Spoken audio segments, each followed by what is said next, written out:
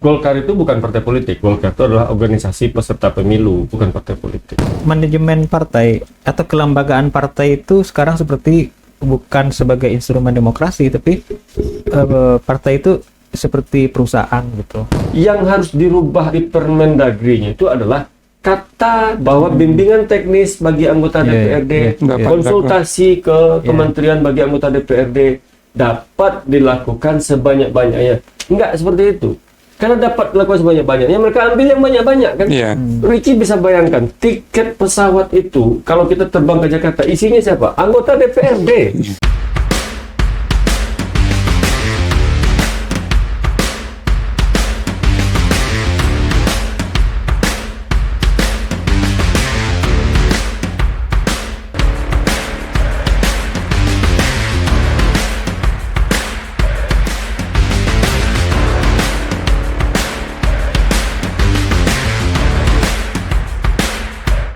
Assalamualaikum warahmatullahi wabarakatuh. Selamat datang kembali di channel YouTube Polstra Institute dalam program Ruang Terang Politik. Nah, jadi kali ini kita ngobrol-ngobrol dengan, ya menurut saya sih orang yang kita undang ini nggak fenomenal gitu loh. Kalau nggak fenomenal nggak kita undang juga karena nggak ada exposure ke YouTube kami.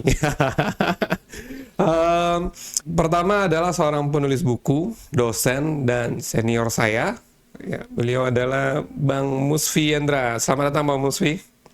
Ya, Bang Musfi Yendra sudah diundang Polstra Institute. Iya, Bang Musfi adalah penulis buku Ring Piston Kekuasaan. Nah, saya udah baca setengah inti karena cukup banyak hal yang ditulis oleh Bang Musfi di dalam ini dan cukup merewind kita kembali pada fenomena politik yang sudah berjalan sepanjang 2014-2019 ini. Di sini Bang Musfi banyak bercerita, betul ya Bang ya? Malah sejak 2008 juga. Sejak 2008. Nah, cukup pelik juga, buku kompleks juga isi buku yang ditulis oleh Bang Musfi karena dari 2008 ke fenomena terakhir di Pilkada kemarin ya Bang ya? Pilkada, iya. Ya. Dan yang satu lagi yang kita undang secara tokoh, takah, dan tage.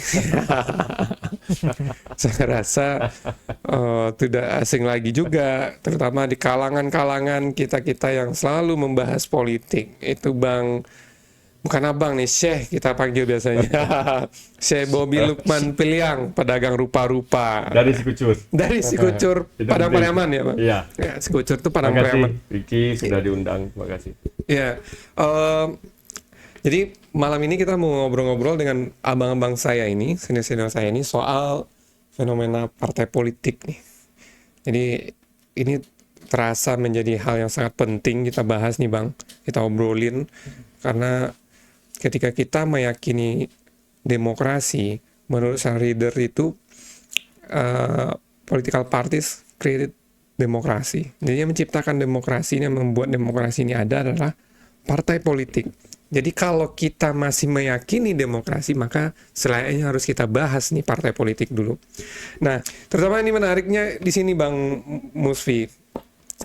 Kalau saya sendiri melihatnya sejak tarik ulur putusan MK kemarin soal pemilu terbuka dan tertutup itu, saya melihat ada memang agenda untuk memperkuat posisi partai politik ini di dalam sistem politik. Karena kalau tertutup kan semua power kekuasaan ini yang penentunya memang tanda tangan si partai politik.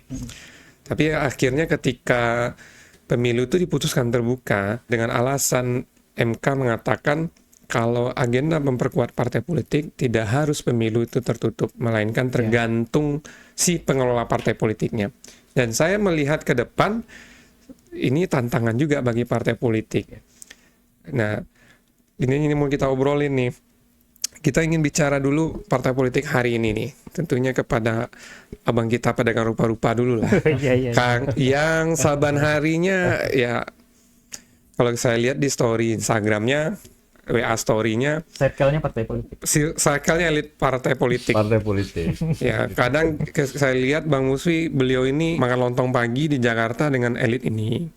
Siangnya ngopi dengan elit ini, malamnya ngopi lagi. Jadi kalau kita tanya apa pekerjaannya, kerjanya ngopi-ngopi dengan elit politik. Kita pasti tahu, pastinya banyak nih cerita-cerita yang kita ingin tahu juga nih Bang Bob.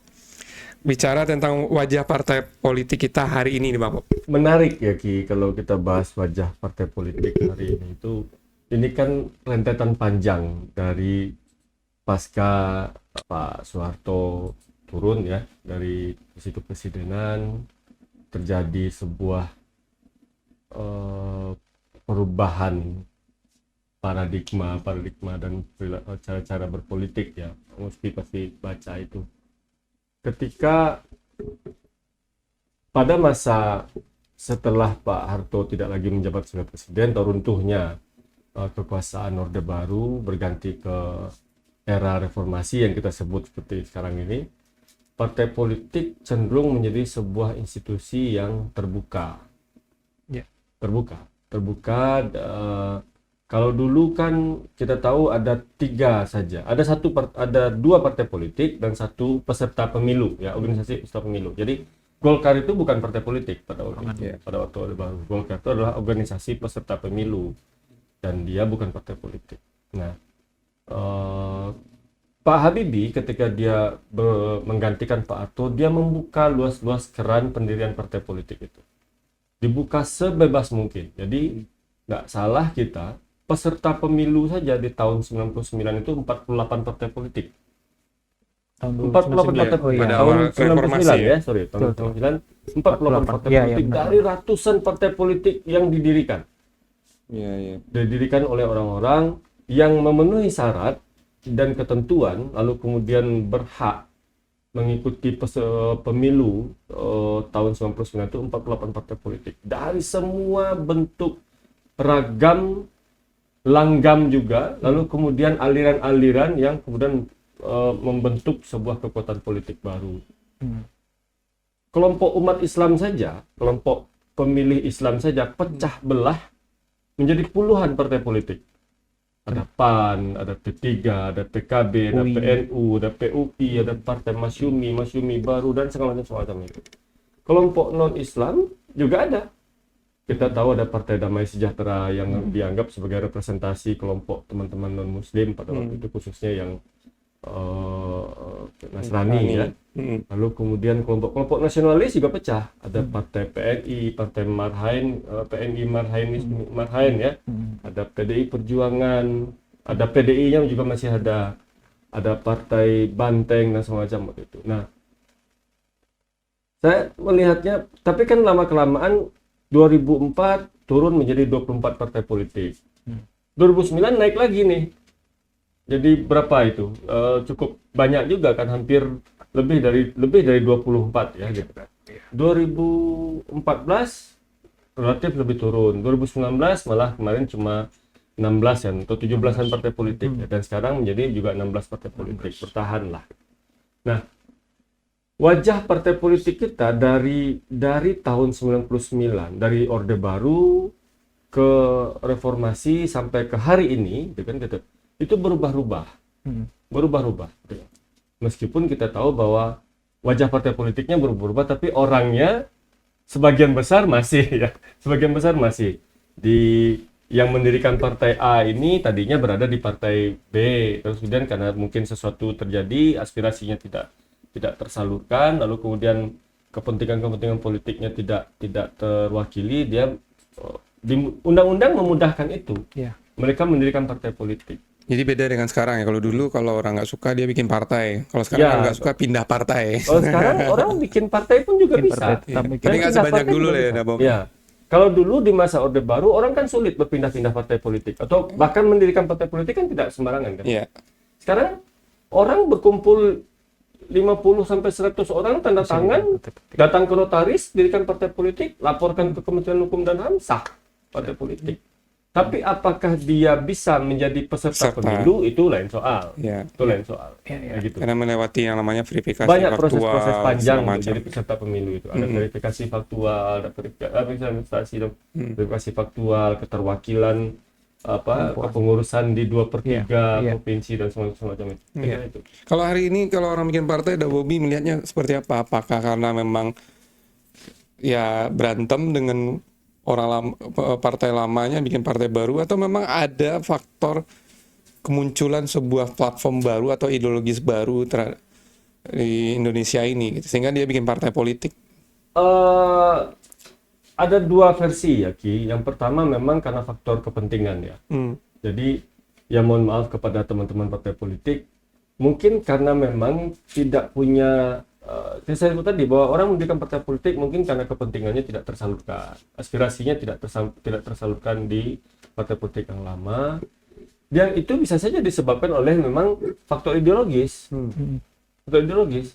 Kita tidak bicara faktor-faktor pragmatisme elektoral dan lain-lain ya, tapi banyak juga ada juga partai politik yang lahir dari berdasarkan memang ya mereka mungkin tidak cocok. Ya mungkin karena nilai-nilai tidak cocok di partai yang lama tadi. Jadi mereka bikin partai baru. Ada mungkin pada saat di partai lama tuh udah sekian lama dia mendesak atau mendorong apa yang dia yakini itu untuk dilakukan oleh partai, tapi nggak berlaku, akhirnya dia pindah bikin partai baru. Bisa juga karena memang melihat bahwa ada satu partai politik yang melihat ada ceruk pemilih yang selama ini hanya dikuasai oleh satu kelompok politik misalnya, sementara pas ceruk pemilih yang lain ini udah terlalu banyak pemainnya. Jadi rebutannya perebutannya udah ramai sekali di sini. Sementara ini ada ceruk pemilih yang justru pemainnya cuma satu.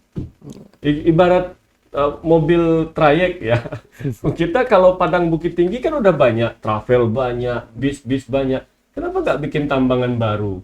Ya kan gitu. Padang Solo ini kan nggak terlalu banyak. Ya, rebutan di tempat yang ramai semua ya. Ceruk-ceruk pemilih baru yang kemudian dibaca, oke, ini bisa kita ambil karena kan pemainnya di situ sedikit, cuma satu atau dua kelompok, ya kenapa kita nggak coba ambil di situ? Ya, ada partai politik sama kayak sekarang kalau secara spektrum ideologisnya semua sama aja, nasionalis religius semua. Sama. Artinya dua kutub ini saja kan?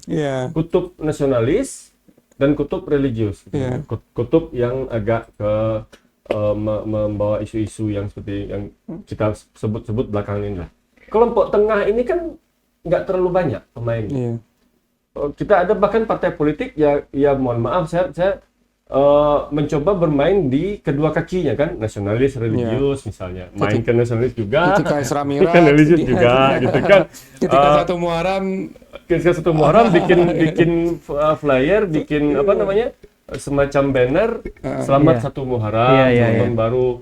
Ketika kemudian nanti ada kelompok ada kegiatan misalnya yang agak nasionalis atau kelompok yang agak mengarah ke yang lain, ya mereka ucapkan juga.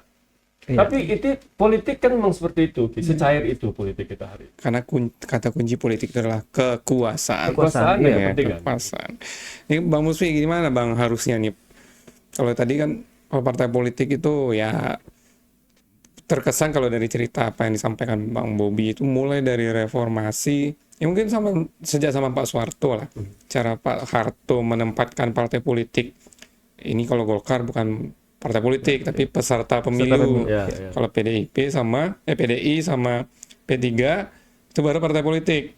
Itu kan lagi-lagi sebenarnya agendanya kekuasaan lagi, kan mempertahankan kekuasaan Golkar di bayang-bayang Pak Harto. Nah, artinya wajah parpol kita tuh lagi-lagi bicara tentang soal lebih ke pragmatisnya.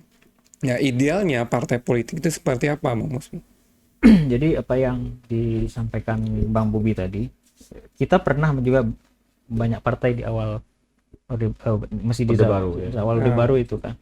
Ketika pertama kali kita berpartai pemilu pertama itu kan 72 tahun 72 peserta pemilunya juga banyak gitu kan. Kemudian pergantian rezim, jadi keran demokrasinya agak sempit sebenarnya. Kemudian reformasi, ketika ruang keterlibatan publik dalam mengurus negara ini diberikan ruang yang sangat besar, sehingga tadi disebutkan bahwa partai politik sebagai instrumen demokrasi, maka juga partai politik menjadi multipartai yang lebih banyak lah ya. Karena memang euforia reformasi ini memberikan pemahaman tentang demokrasi itu seperti itu, ya kan? Salah satunya adalah partai politik. Kemudian yang lain memang kebebasan pers dan lain-lain. Tapi pada akhirnya kalau kita lihat, kita kembali kepada konsep. Jadi kita sepakat bahwa politik ini adalah panglima kehidupan bernegara, ya kan? Karena semua keputusan apapun terkait dengan hajat orang di negara ini ditentukan melalui proses politik, ya kan? Proses politik, apapun lah itu. Nah, kemudian kalau kita bicara di sistem politik, jadi partai politik ini ada disebut bagian dari infrastruktur politik. Jadi infrastruktur politik itu ada partai politik, ada media, ada ormas, kemudian tokoh politik, ya kan? Kemudian setelahnya ada namanya suprastruktur politik. Suprastruktur politik kan adalah lembaga-lembaga resmi negara. Nah, untuk sampai orang kepada tahapan suprastruktur politik ini, dia mesti berproses dulu di partai politik. Berproses dulu dia di partai politik. Kemudian nanti ada proses pemilu. Kan yang disebut negara demokrasi, instrumen utamanya ada partai politik itu adalah karena pemilu itu pesertanya adalah partai politik. Ya kan? Itu yang tadi disebut bahwa konsep dasar partai politik itu didirikan oleh sejumlah orang yang memiliki ideologi yang sama. Tujuannya apa? Tujuannya adalah kekuasaan. Nah, tadi kita sebut bahwa kekuasaan itulah yang kemudian menjadi panglima kehidupan bernegara. Nah, persoalannya hari ini adalah ketika partai politik sebagai instrumen, jadi untuk sampai dia kepada kekuasaan itu, dia kan mesti berproses panjang gitu kan. Atau kemudian partai politik itu dia memiliki fungsi-fungsi gitu ya. Di banyak fungsinya. Dengan ada fungsinya pemain komunikasi politik. Partai politik kan mesti melakukan komunikasi ke publik, umpamanya terkait dengan kebijakan-kebijakan yang dilahirkan di suprastruktur tadi itu, aturan-aturan. Kemudian mungkin ada sosialisasi, atau mungkin juga ada artikulasi kepentingan. Kan masyarakat ini kan banyak kepentingannya yang ingin mereka sampaikan. Partai politik mesti menjalankan fungsi itu. Kemudian ada fungsi sebagai pemandu kepentingan. Jadi banyaknya kepentingan itu kemudian dipadukan, kemudian bisa disampaikan oleh partai politik itu kepada wakil-wakilnya yang tadi terpilih di proses pemilu legislatif, kemudian dibuat aturan-aturan apapun lah gitu ya bentuknya. Kalau dia di tingkat kabupaten kota mungkin perda ya, kemudian di pusat di DPR kita ada undang-undang gitu kan mesti dilahirkan. Bang Musfi, ini dan ada satu lagi nih yang paling penting nih yang kita lihat, itu adalah fungsi rekrutmen. Kalau tadi Bang Bobi sudah menyinggung bahwa fenomenanya hari ini partai politik ini hanya alat itu ya. Nah, kita melihat betul hari ini bahwa dari hampir semua fungsi-fungsi partai politik yang nyata betul kita lihat dari ini adalah proses fungsi rekrutmen politik. Ya kan? Fungsi rekrutmen politik juga tidak berjalan dengan baik, sehingga kemudian untuk memenuhi kuota persyaratan caleg ini kan lagi proses ini kan. Artinya kalau tadi kaitannya dengan Ricky tadi bilang bahwa proporsional terbuka ini memperkuat posisi partai politik, pada satu sisi iya, mestinya begitu gitu kan. Tapi di sisi lain sebenarnya karena tidak berjalannya fungsi rekrutmen politik tadi, partai politik hanya kemudian di momentum ini hanya mengakomodir supaya terisi persyaratan calegnya di tingkat kabupaten kotanya terpenuhi gitu. Gitu. Nah, itu jadi pertanyaan kan di sana Bang Musfi. Tadi kalau ketika partai politik itu dikatakan ada tempat sekelompok orang yang memiliki ideologi yang sama. Nah, gimana cara menghimpun orang ideologi yang sama, sedangkan pada saat ini secara kontekstualnya ternyata partai politik itu menghimpun orang bukan karena basis ideologi, tapi lebih kepada kepentingan gimana memenuhi kuota untuk rekrutmen politik. Betul. Nah, ini jauh sekali kan dari fenomena idealnya. Nah, kedepannya itu bagaimana tantangan partai politik dari segi rekrutmen politik itu, Bang? Kalau kita menganut sistem multi partai politik, kondisi seperti ini akan berjalan terus gitu, ya. Gitu. Artinya kita nggak bisa lagi bicara tentang idealnya partai politik sebelumnya. Iya. Tapi ini wajah baru. Ya artinya, partai politik. apalagi kemudian sekarang kan kita masih 4% ya ambang batas Ya, kan. ya. Sekarang kan menguat nih ambang batas ini mesti dihapuskan. Kalau kemudian ambang batas ini dihapuskan, ruang untuk terciptanya multi partai Lebih akan banyak semakin lagi. Banyak lagi. Betul. Ideologi hanya sebenarnya menjadi slogan saja mendirikan sebuah partai Ya, politik. akhirnya seperti itu. Pada faktanya kemudian tadi kalau kita lihatlah partai-partai yang lahir di pasca reformasi, ya termasuk hari ini partai-partai yang besar ya setelah mereka mengikuti beberapa kali pemilu, kan memang pecahan dari yang tadi peserta pemilu yang besar kan. Contohnya kalau kita sebutlah ketika umpamanya pasca pemilu masing-masing dirikan partai, sebenarnya mereka lahir tadi dari rahim yang sama kan, Betul. dari rahim yang sama gitu ya. Jadi saya berpikir bahwa ideologi hanya menjadi slogan di partai politik. Ideologi apa hari ini yang menjadi kuat yang mau ditanamkan? Hampir tidak ada gitu. Iya. Harusnya kalau berbasis ideologi partai nggak sebanyak ini mungkin. Harusnya tidak. Ideologi itu misalnya Betul. ada partai yang sosialis gitu. Ya. Ada partai yang begitu liberal. Ya kalau kita sebagai Orang luar lah ya. Ya orang enggak, artinya kalau kemudian hari ini partai Islam lah contohnya. Ya. Kalau kemudian ada ideologi Islam, namanya partai Islam Tidak akan sebanyak sebanyak ini ini partai gitu. Iya betul. Tidak akan Islamnya sebanyak aja ini. sendiri udah berapa banyak. Betul. Makanya mungkin itu salah satu juga tuh Bang Musfi menurut kita, kenapa tidak pernah ada partai Islam yang begitu-betul mendominasi. Karena ada yang rebutan di ceruk yang sama sampaikan Bang Bobi itu rame. Iya betul. Mereka bermain di ceruk yang sama. Iya. Mereka memperebutkan pasar yang bermain di pasar dan memperebutkan pembeli yang sama di pasar yang sama. Sementara ide-ide atau gagasan-gagasan baru pun tetap. Jadi ketika partai politik Islam, kita tahu tahun 90 tahun 72 sampai tahun 97 itu kan cuma ada satu partai politik Islam ya. P3. Di mana semuanya itu berasal dari fusi partai-partai Islam pada tahun 72 itu. Partai Nasionalis difusikan menjadi PDIP, kan? Lalu kemudian Golkar menjadi kelompok yang dibentuk oleh rezim penguasa Orde Baru pada waktu itu. Pada tahun 99 itu kelompok Islam ini pecah banyak sekali. Saya ingat ada partai bahkan namanya Partai Abul Yatama. Ingat sekali itu partai itu. Kita jadi ketawa-ketawa, ini Partai Abul Yatama ini apa? Oke. Mungkin sebagian dari edit Partai Abul Yatama sekarang ada di partai politik lain, kita nggak tahu. Saya mohon maaf itu. Tapi sekali lagi bahwa tidak ada kesamaan atau kesatuan visi tentang bagaimana membela kepentingan kelompok ini dalam satu kesatuan saja, dalam satu alat transportasi yang saja, ya partai politik yang sama saja. Sehingga kemudian ini kan kalau sederhana aja menanalogikannya, tidak nyaman di mobil sedan pindah ke mobil carry, tidak nyaman di mobil carry pindah ke truk, pindah. Sementara tujuannya kan sama nih, sama-sama ke Pariaman, misalnya, sama-sama Bukit Tinggi, tapi kan tidak punya. Itu tadi yang saya bilang bahwa mungkin kepentingannya tidak terpenuhi di situ, aspirasinya tidak terwakili di situ, sebenarnya kemudian dia pindah. Nah, PR-nya kemudian hari ini adalah seperti tadi Musfi bilang bahwa dengan banyaknya partai politik juga punya persoalan baru. Mereka kesulitan mencari kader, mencari orang-orang untuk dicalonkan, sehingga kemudian yang terjadi, ya mohon maaf, pemenuhan kuota 30% perempuan saja misalnya. Pusing minta ampun untuk ketua-ketua partai politik itu. Sehingga kemudian ya udahlah, yang penting mau jadi caleg isi dulu nih kursi perempuan, kalau enggak kan nggak lolos ya. Nggak bisa, nggak boleh syarat.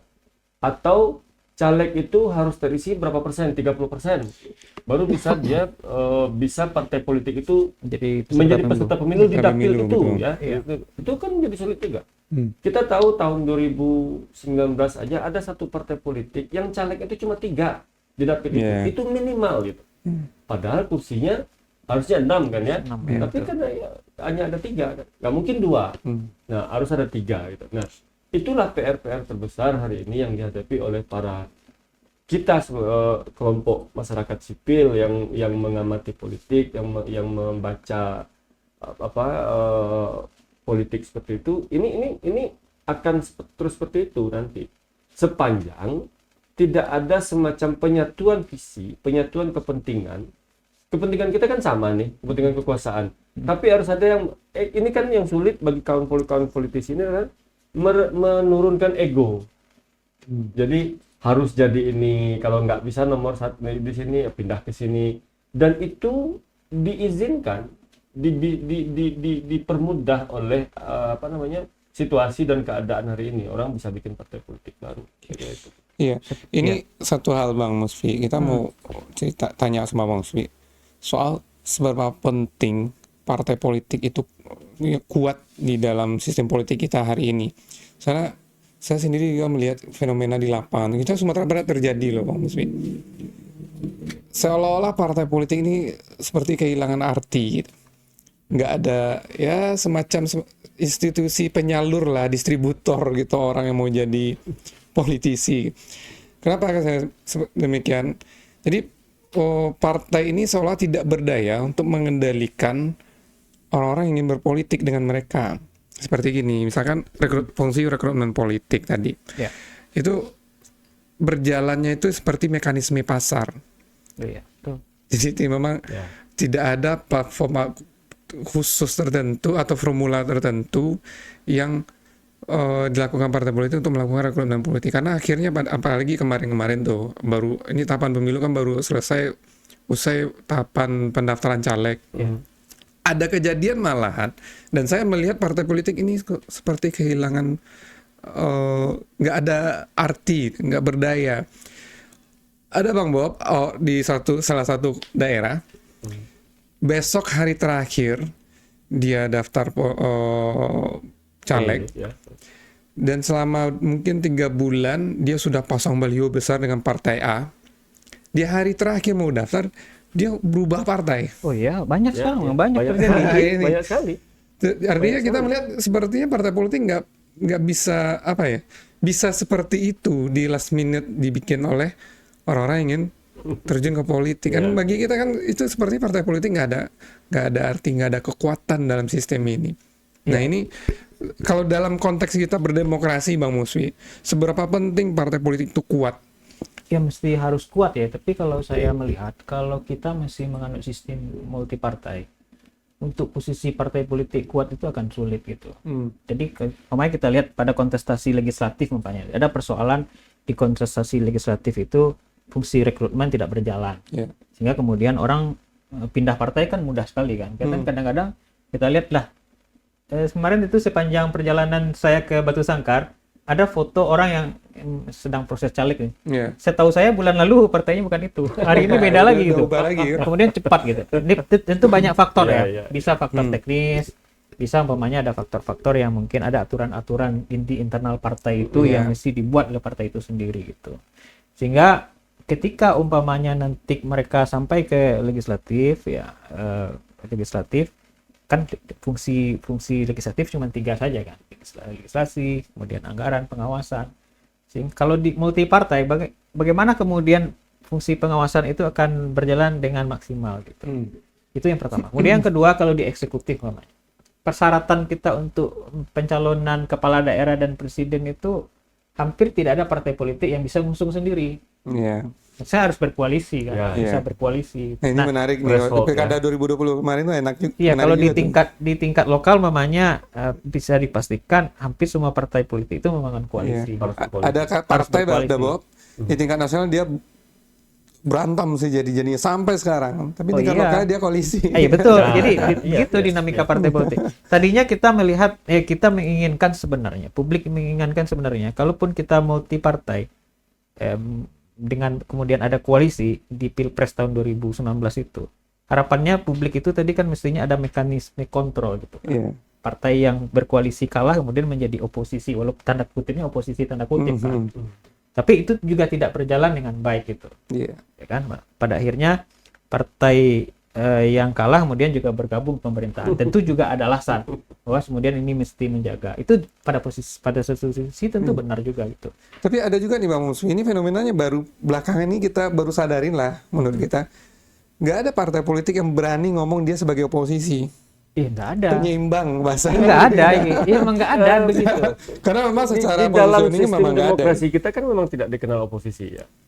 Iya, karena kita multi partai. Yang ada oposisi itu kan hanya negara-negara yang menganut, umpamanya mungkin hanya 2 partai. Jadi jelas gitu. Sehingga kemudian kalau kita kita menganut contoh kalau kita hanya menganut seperti di dua Amerika partai lah ya. aja lah Ya. gitu. Mekanisme kontrolnya kan ada, check and balance-nya kan ada gitu. Iya, Sehingga kemudian siapa yang memainkan peran itu ya partai politik. Iya. Ya kan? Partai politik posisinya kuat. Kalau di kita karena koalisi, kalau saya melihat partai politik pada kontestasi eksekutif baik di tingkat lokal, bupati, wali kota, gubernur, mereka hanya sebagai persyaratan administratif untuk memenuhi 20% gitu kan. Iya, iya. Itu saja kan. Selesai pemanya mereka mengantarkan calonnya, pasangan ke KPU. calonnya, apa kerjaannya partai politik untuk mengawal untuk apakah dia mengawal pemerintahan itu berjalan baik bagi yang menang, atau kemudian yang kalah ada nggak dia melakukan pengawasan yang maksimal, balances itu terhadap eksekutif? Nggak ada gitu. Dan kemudian ketika umpamanya di pilkada gitu kan, koalisinya ini nih partai A, B, C gitu kan menang gitu kan.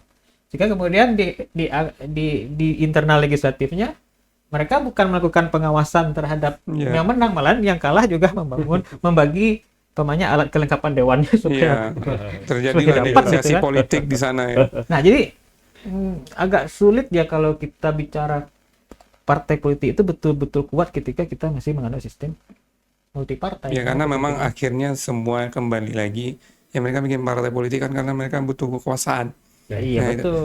Nah, ya sama lah kita ini saat ini nih, apalagi dalam pemilu sekarang, pilpres sekarang ini fasenya lagi ucek ombak semua nih.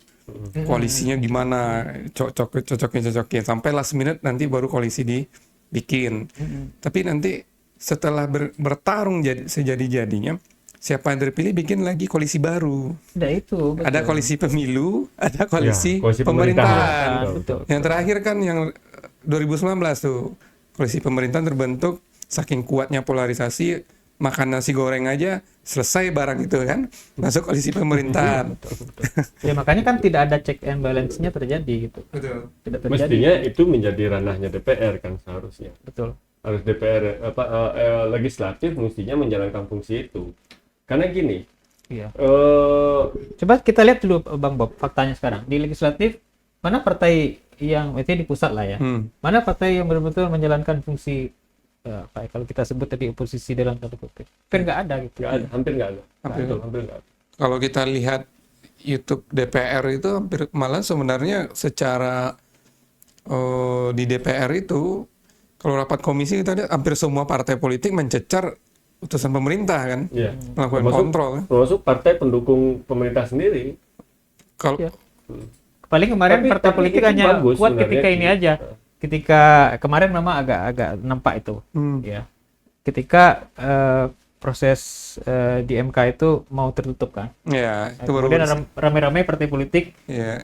yang menolak itu kumpul gitu kan. Ada pada momentum itu aja gitu. Karena apa? Menyangkut kepentingan mereka. Kalau itu terjadi perhatian publik yang besar, mungkin mereka akan saling melihatkan sikap mereka juga barangkali. Ya kan itu ada beberapa kita lihat kejadian momen di DPRI misalnya. Kalau dulu zaman PSBY itu paling sering itu kan soal kenaikan minyak nih Bang Bob. Ya. Kan? Itu selalu partai politik mengambil sikap. Ya ada yang nolak, ada yang mendukung gitu. Dan di sana lah mungkin terbangun persepsi, oh ini yang nolak nih oposisi gitu kan. Padahal secara konseptualnya memang nggak ketemu yang namanya oposisi ya gitu ya Bang Musli ya. Betul. Jadi kalau memang kita oposisi ya memang dia konsisten dari awal tuh menjadi watch-nya pemerintah gitu. Iya. Ya kan?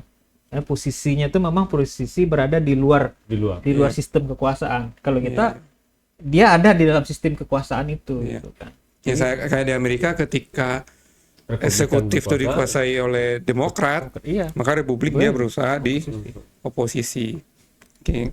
Nah, jadi hari ini kalau satu sisi kita juga melihat gini Bang Musfi. Pertanyaannya gini. Mungkin Bang Musfi sama Bang Bobi bisa gantian jawab lah. Kita masih kekurangan partai politik atau kelebihan nih? Kalau saya kelebihan. Kenapa kelebihan? Udah jadi gini. Ya, itu yang saya bilang tadi Ki. Kita terlalu banyak partai politik. Dengan mohon maaf dengan segala hormat kepada masyarakat kita, banyaknya partai politik ini membuat orang jadi bingung. Iya. Ya betul. Calegnya banyak, partai politiknya banyak. Sehingga kemudian yang diuntungkan justru partai besar. Yang biru aja warnanya hampir sama, ada Yang berapa? biru aja ada yang berapa merah banyak. ada berapa? Yang kuning, yang merah aja ada berapa banyak. Jadi yang diuntungkan dengan partai politik yang banyak ini kembali ke partai-partai besar. Ya. Kembali partai-partai besar tadi. Kenapa? Pemilih cenderung untuk tidak melibatkan dirinya. Ini pengalaman saya di lapangan ya, Pak Lutfi.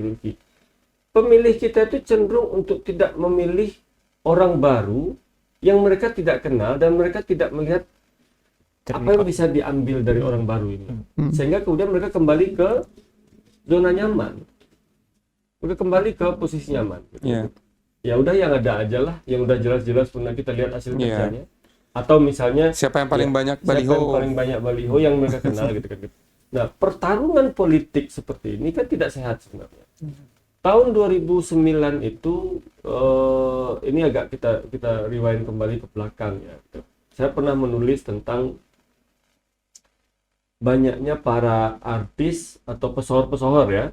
Pesohor-pesohor, orang-orang terkenal baik itu kalangan selebritis, dunia entertainment, termasuk juga mungkin kelompok-kelompok usahawan gitu kan yang masuk ke partai politik yang mereka sebenarnya tidak, dalam tanda kutip ya Pak Lutfi, mereka belum memahami lebih jauh tentang apa itu partai politik dan apa itu tugas seorang anggota legislatif saja misalnya.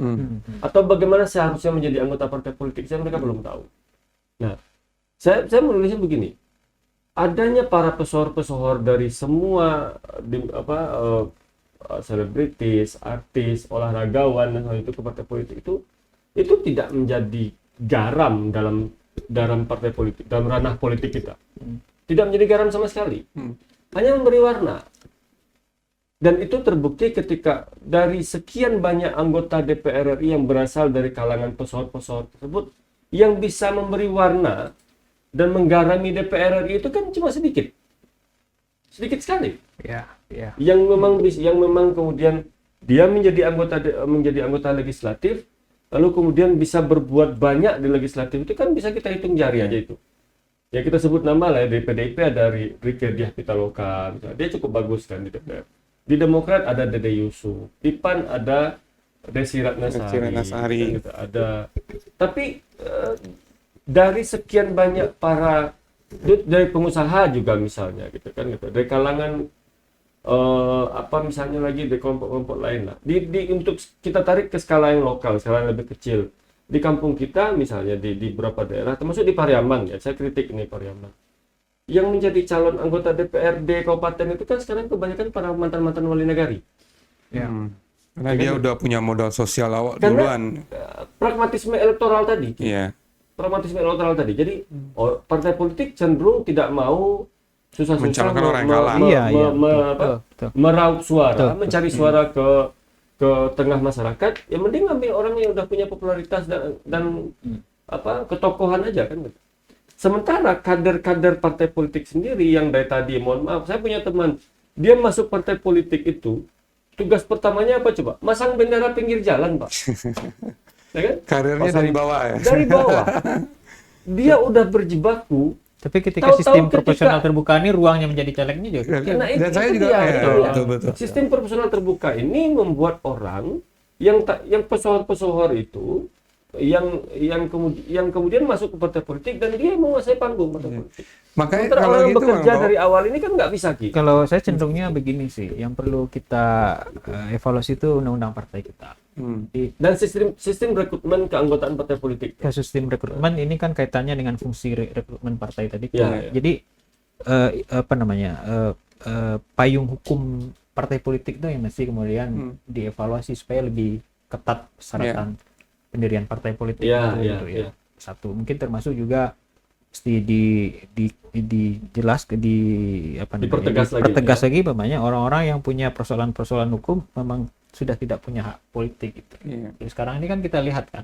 Iya betul. Ya mohon maaf lah ya kalau kemudian faktanya kemudian banyak seperti banyak yang selesai proses hukum dipidana kemudian jadi partai politik masuk ke partai politik gitu. Dampaknya ke presiden buruk. Betul. Lah ya. Akhirnya ya tidak dianggap lagi partai politik atau politisi itu sebagai orang yang Ruangnya sakral. Betul. karena Makanya saya posisinya Anda kotor pun Anda bisa jadi iya, politisi. betul. Gitu. Sekarang kan 2024 ini partai politik peserta pemilu kita kan 18 partai nasional. Iya. Tambah partai lokal Aceh 6 kan, ada 24 kan partai politik semua gitu kan. Persoalannya seperti yang tadi Bang Bobi lihat gitu. Partai didirikan orientasinya adalah kekuasaan. Mereka pasti pertama menghindari ambang batas 4%. Iya. Partai-partai yang partai-partai yang tadinya 2019 hanya 4, sedikit gitu kan. Hari ini bagaimana dia cara supaya naik atau naik pasti kan. Yang paling mudah untuk menaikkan itu apa? Mencalekkan orang-orang yang tadi disebut, walaupun mereka tentu punya hak politik ya kan. Orang punya hak politik, mau artis mau siapa, kemudian kan mereka punya hak politik. Nah, persoalannya adalah ketika kemudian tadi partai politik tidak menjalankan fungsi rekrutmen, maka untuk mengejar kekuasaan atau mengejar ambang batas minimal itulah, ambang batas itu ya mereka tentu mengakomodir orang-orang yang punya potensi, bisa saja potensinya bisa popularitas ya, bisa umpamanya finansial, dia nggak populer tapi uangnya banyak, dia bisa beli suara begitu kan. Nah, jadi itu. Kemudian kalau tadi Ricky tanya, kalau saya berpikir mungkin ya kita ideal kalau supaya partai politik itu kuat ya, demokrasi ini berjalan sesuai dengan apa namanya, dengan yang sesungguhnya, kedaulatan di tangan rakyat itu. Kalau saya cenderung sebenarnya peserta partai politik kita itu tidak lebih dari 3. Iya. Ya kan? Tapi ini apa nih aturannya? Jadi kanan tengah gitu ya. Iya, betul. Jadi kalau tadi apa, umpamanya tadi kalau kemudian di Amerika ada partai pemenang pemilu kemudian satu oposisi. Kalau kita umpamanya pemenang mungkin ada oposisi, mungkin ada penyeimbang itu. Ada 3 gitu kan. Saya pikir kalau apa yang membuat supaya 3 itu kita mesti dasarnya apa? Karena secara konstitusi juga memberi hak orang untuk bikin partai politik. Kalau itu dibatasi itu kan sangat rentan untuk digugat ke Mahkamah Konstitusi. Pasti konsekuensinya begitu. Karena partai politik hari ini teman-teman kita sebagian yang mendirikan partai politik kan beranggapan bahwa kenapa hak berkumpul berserikat mereka dilarang? Iya. Bukan dilarang sebenarnya. Cuman kemudian kalau kita ingin ideal bahwa suprastruktur, kalau tadi lembaga-lembaga negara ini betul-betul memberikan yang terbaik buat rakyat. Terus sekarang ini kan lembaga negara ini baik presiden, eksekutif, mereka kan sibuk dengan persoalan-persoalan yang harus mengakomodir nih partai politik. Ada reshuffle kabinet kemudian tadinya partai politik koalisinya mana? Nah, ini jangan hanya yang koalisi, yang tadinya tidak berkoalisi kemudian pelan-pelan bergeser kemudian masuk menterinya.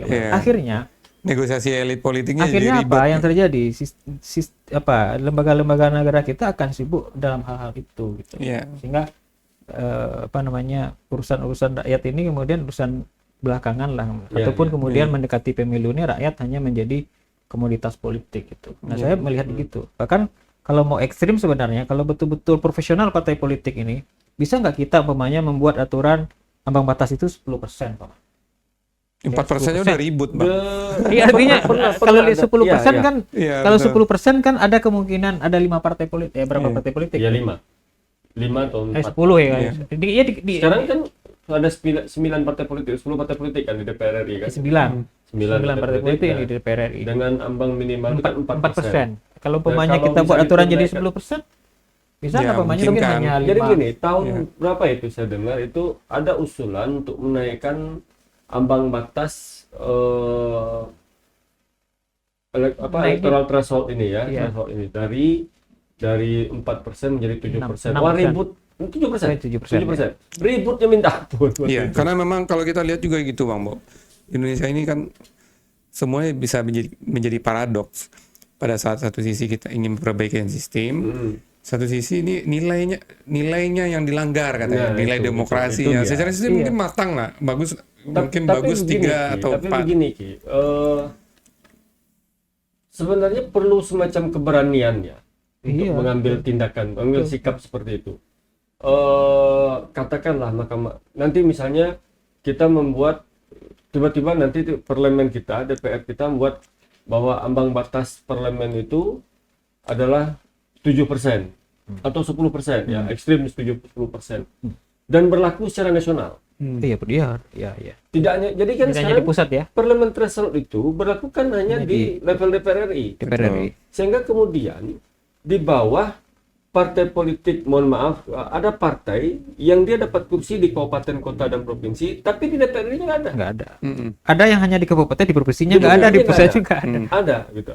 Bisa seperti itu. Nah, perlu keberanian sebenarnya dari para pemangku kebijakan ya, DPR RI, lalu kemudian nanti kalau digugat ke Mahkamah Konstitusi juga harus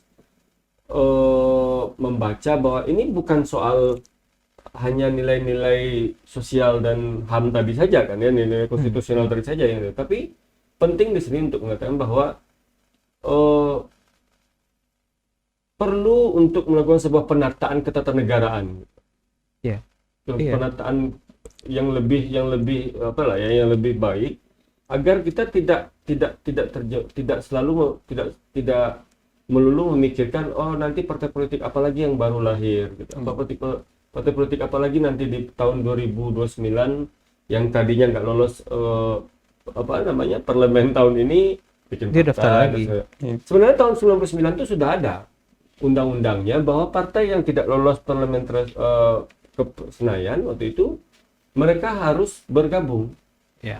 atau tidak boleh jadi peserta pemilu. Nah, itu terjadi, ada yang ganti nama. Kita tahu ada partai PKP ya, PKP berubah nama jadi PKPI, kan gitu. Tapi Bob, tadi kalau ditanya apakah kita masih kekurang partai politik atau ada kelebihan, kalau menurut satu sisi saya meyakini malah kekurangan, Bob. Kekurangan ya? Kekurangan, karena gini, kalau kita lihat ini sangat banyak sirkulasi elitnya nih. Jadi kalau kita lihat tuh ini mirip kayak orang penerimaan sekolah, Bob. Penerimaan SMA. Kemarin kan baru ini penerimaan PPDB kan. Masih banyak orang yang belum terakomodir nih masuk sekolah. Sama kayak kemarin kalau kita melewati coba melihat di lapangan itu, Bang Musfi, orang-orang yang ingin daftar jadi caleg di partai politik, banyak akhirnya mereka nggak bisa. Ya seperti cerita tadi itu, mereka udah ngurus partai ini dari awal nih, berharap dia menjadi politisi, ikut pemilu. Tapi karena partai politik tuh akhirnya harus memilih orang yang menurut mereka punya kekuatan untuk menang, jadi orang ini nggak jadi nyalek. Artinya banyak yang nganggur nih, calon-calon politisi. Jadi begini. Dia jadi partai, begini, dan akhirnya ini bisa dilihat di bentar. Pilpres. Akhirnya muncul kekuatan politik alternatif, relawan. Relawan ini kan munculkan elit baru juga nih. Secara negosiasi politiknya di atas, dia dapat menteri, Pak Budi misalnya contoh kan. Jadi kalau Jadi saya asumsi begini, saya ini masih kurang partai politik. Saya punya jawaban. Iya. Saya punya jawaban sini tadi. Kalau Ricky menarik pengandaian ya, seperti orang sekolah lalu kemudian calon siswa banyak, kursinya sekolahnya sedikit, kursinya juga terbatas. Gitu. Sebenarnya partai politiknya ini kuncinya. Partai politik atau elit partai politik ini kan harus mengatakan bahwa kamu menjadi anggota partai politik kan tidak harus jadi caleg. Ya. Itu dulu. Ya. Kan selama ini, itu yang saya bilang tadi. Selama ini kan kita kalau masuk partai politik ini kan ujung-ujungnya jadi caleg, tarung di pemilu, kalau kalah calon lagi, atau udahlah sekali ini cukup, berarti gue nggak terpilih nih, besok nggak usah lagi lah. Atau kalau yang punya jiwa petarung, tarung lagi tahun depan, pemilu 5 tahun lagi. Cara pandang kita terhadap pemilu dan cara pandang kita kepada partai politik dan cara pandang kita ketika menjadi anggota partai politik itu yang harus dirubah. Jadi orang hari ini jadi anggota partai politik kan pengen jadi elit. Nanti dapilnya di mana nih? Maju dari dapil mana, nomor urutnya berapa? Ya, kan? betul. Punya basis kuat di mana agar bisa terpilih. Kan menjadi anggota partai politik itu kan tidak harus menjadi anggota legislatif. Saya punya sedikit pengalaman tahun 2010 saya bersama dengan Indra Piliang. Nanti dia mudah-mudahan dia nonton ini. Ketika kita mendirikan waktu itu namanya semacam institusi kajian di Golkar. Indra itu jadi ketua badan litbang Golkar pada waktu itu. mulai berpikir bahwa anggota partai politik tidak semuanya harus jadi caleg. Bahkan waktu itu kita buat sebuah desain pengurus partai politik, ketua umum, lalu kemudian sampai ke wakil ketua, wakil sekjen sampai wakil sekjen, wakil bendahara itu tidak menjadi caleg. Tapi mereka menjadi profesional dan mereka mendapatkan mendapatkan hak-hak mereka, hak keuangan mereka hampir sama dengan hak keuangan oleh seorang anggota legislatif. Bahkan waktu itu ada wacana seperti itu. Nah, lalu kemudian apa tugas partai politik? Nah, partai politik ini kan punya perpanjangan tangan di lembaga legislatif, namanya fraksi. Nah, partai politik inilah yang menggoreng, menggali, menganalisis, menciptakan isu, meng-create sedemikian rupa, diserahkan ke fraksi. Fraksi menjalankan menjalankan kewajibannya, ini harus dikerjakan di fraksi. Nah, partai politik jadi kuat kan? Ketika anggota fraksi Mbalelo misalnya tidak mengerjakan apa perintah partai ini, dia bisa di PAW. Sekalipun dia populer, sekalipun dia punya sosial kapital yang bagus, modal ekonomi yang kuat, orang kan kok kemarin habis-habisan untuk jadi caleg kok di PAW, nggak bisa. Ketika lu jadi anggota partai politik, lalu kemudian menjadi caleg terpilih, maka kamu harus menjalankan tugas yang digariskan oleh partai. Nah, inilah yang menurut saya yang mendasari ketika ada sebagian dari kita mengajukan judicial review undang-undang kemarin ya, di MK kemarin ya. Karena ketika orang sudah menjadi anggota legislatif, dia merasa kayak Ricky bilang tadi, kayak Musfi bilang tadi, partai politik tidak ada gunanya lagi, karena itu udah ada di DPR. Sebenarnya kalau kemudian orientasi memaknai demokrasi, partai politik berdemokrasi itu hanya kemudian goalnya hanya legislatif ya. Kota Padang yang penduduknya lebih 1 juta pemilihnya 800 ini yang akan jadi anggota dewan ini kan cuma 45 betul. 45 di Sumatera Barat yang pemilihnya paling besar. Iya, Sumatera Barat, maksudnya kalau provinsi Sumatera Barat ini kan pemilihnya berapa ya? 5 juta. 2 juta. Enggak, sekitar berapa ya? 3 jutaan, 4 jutaan. Kalau hanya legislatif kan hanya memilih 65 orang. Betul. Maka sebenarnya kalau saya melihat bahwa kalau ke depan kita mau serius mengurus negara ini, sistem multipartai menurut saya tidak akan memecahkan persoalan. Kenapa? Bukan mematikan atau mematikan ruang orang berpolitik gitu. Ya. Artinya partai politik banyak kemudian kualitasnya hampir tidak berjalan dengan maksimal gitu. Sehingga kemudian kalau kita hari ini multipartai ini, kalau saya menyebutnya mungkin mengistilahkan kita ini orientasi demokrasi kita adalah demokrasi orientasi kuantitatif gitu ya banyaknya gitu partai itu. Kalau kemudian mau ke depan kita betul-betul serius baik, partainya mesti dikurangin sehingga kemudian orang yang masuk ke partai politik itu betul-betul orang yang terseleksi dengan baik gitu. Artinya cara pandang kita berdemokrasi bukan lagi karena jumlah orang yang terakomodirnya banyak, tapi kualitas yang diakomodir. Karena begini, seperti yang tadi saya bilang bahwa politik ini kan panglima kehidupan bernegara. Betul. Kalau kemudian umpamanya hari ini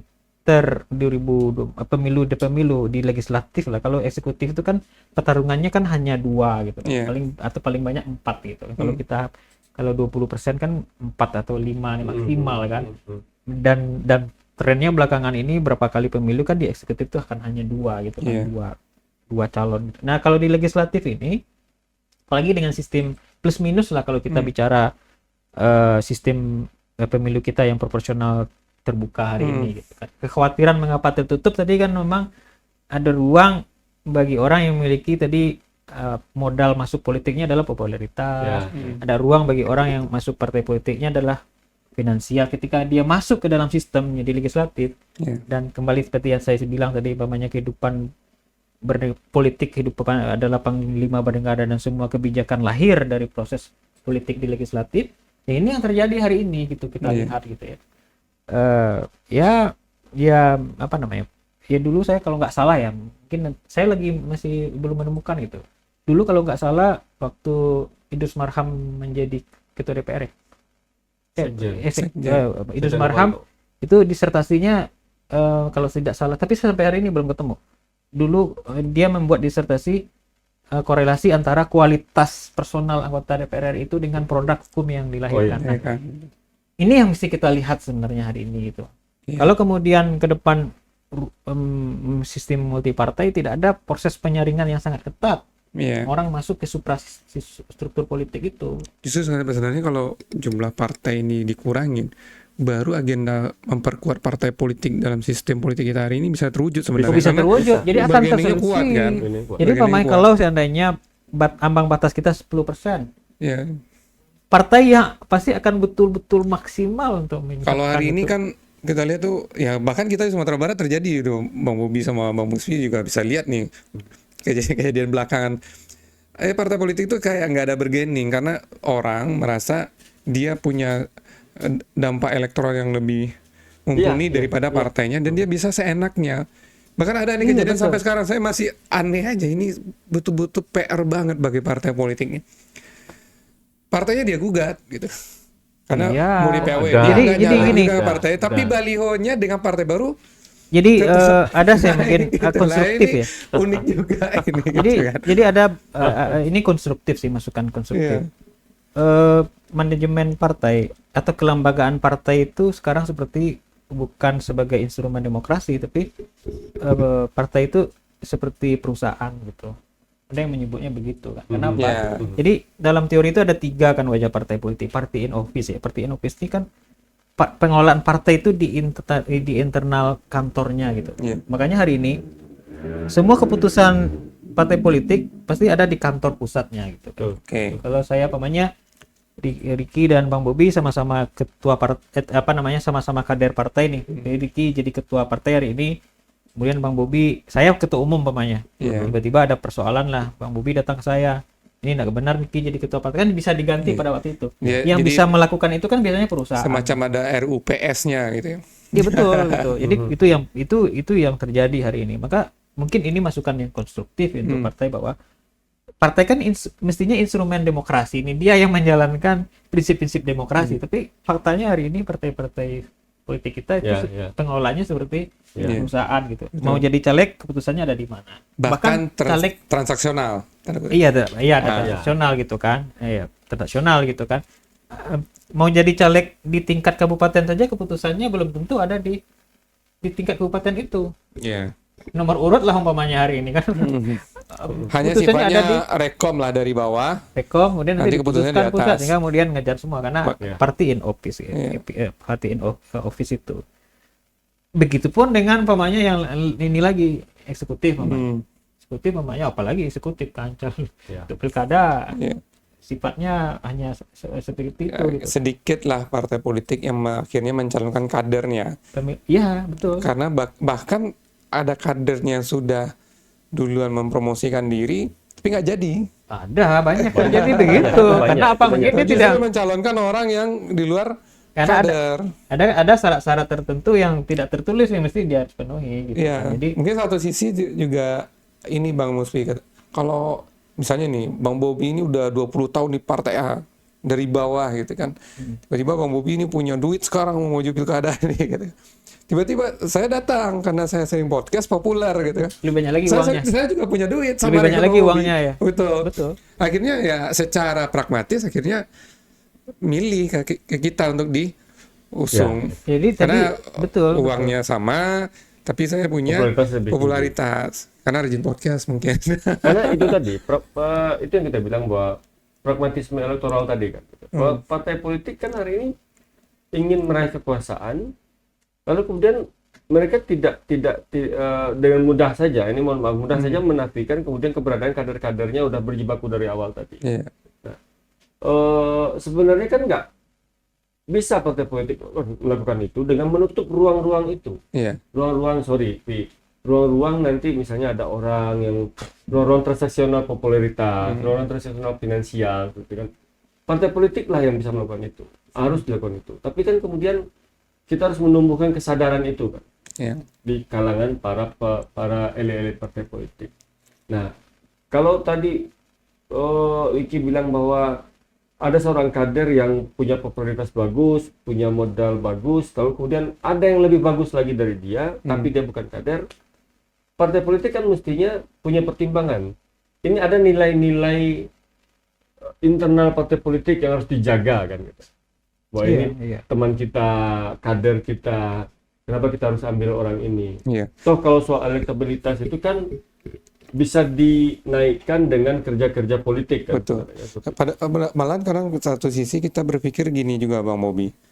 Kalau akhirnya misalnya partai politik ini tidak mencalonkan orang populer, kan pilihan yang akan dihadapkan ke masyarakat itu mereka yang menentukan. Misalnya gini nih, contoh kita Pilpres sekarang. Ini kan 3 teratas itu survei Prabowo, Ganjar sama Anies Baswedan. Kalau hari ini partai politik kita bersepakat misalnya, udahlah kita nggak mau tahu 3 orang itu mau surveinya besar apa kecil, kita mau naikin yang 3 orang bawah. Kalau itu akhirnya yang dihadapkan pemilih kan itu juga yang akan jadi presiden gitu. Jadi seperti yang Bang Musfi bilang tadi, semuanya akhirnya berbicara tentang angka, bukan quantity, bukan quality.